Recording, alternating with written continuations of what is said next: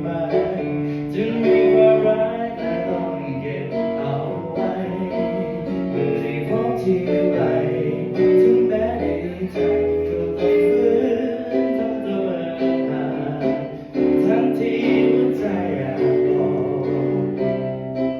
แต่ก็ดูมีอะไรมากกว่าจะต้องทำอย่างไรกับรักที่ไม่มีหนทางแม้จะรักเธอเท่าไรฉันคงต้องบังคับใจฉันไม่เหินห่างทั้งที่ใจตัวเองอยากระบายให้เธอรู้บ้างว่าเธอสูงเกินจะไปแต่เธอคงไม่สนใจคนข้างล่างที่เขาเฝ้ามองอยู่ถึงแม้จะไม่มีหวังก็อยากรู้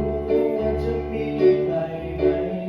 ที่มีความรักแต่ต้องเก็บ